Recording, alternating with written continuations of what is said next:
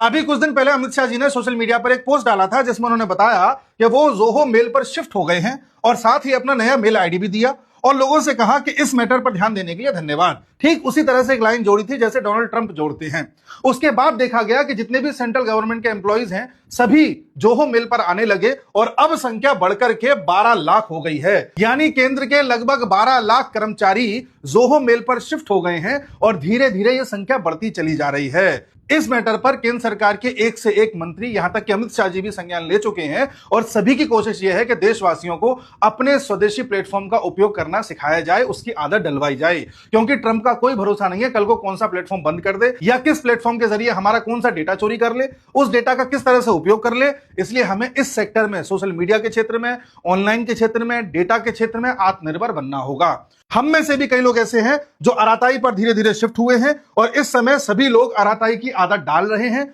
जिन लोगों को यह लगता है कि अरे भाई व्हाट्सएप पे इतना कुछ था, उसको कैसे शिफ्ट करें, तो व्हाट्सएप में अगर आप किसी की चैट को एक्सपोर्ट करना चाहते हैं, यानी कि अभी तक आपने जो भी उनसे बातचीत करी है, एक्सपोर्ट के ऑप्शन में जाकर के अगर आप अराताई पर फॉरवर्ड कर देते हैं तो एज इट इज वही चैट आपकी अराताई पर भी आ जाती है और आपको किसी तरह की कोई परेशानी नहीं आएगी। इस समय किसी भी प्रकार के भ्रम को निकाल दें कि हमारा डेटा तो चोरी नहीं हो जाएगा, सर्विस अच्छी मिलेगी कि नहीं मिलेगी। सर्विस भी धीरे धीरे सुधारी जा रही है। इस बात का ध्यान दिया जा रहा है कि ज्यादा ट्रैफिक आ जाए तो कहीं क्रैश ना कर जाए। इस बात पर भी ध्यान दिया जा रहा है कि डेटा हमारे भारत से बाहर ना जाए और केंद्र सरकार और एनआईसी लगातार इस बात पर ध्यान दे रहे हैं कि जोहो मेल का भी दुरुपयोग ना हो जाए। इसलिए हम सबको चाहिए कि हम जल्द से जल्द जोहो मेल, अराताई, जोहो की जितनी एप्स हैं, चाहे ओला हो, इन सभी का उपयोग करना सीख जाएं और अपने देश को आत्मनिर्भर बनाने की दिशा में आगे बढ़ें।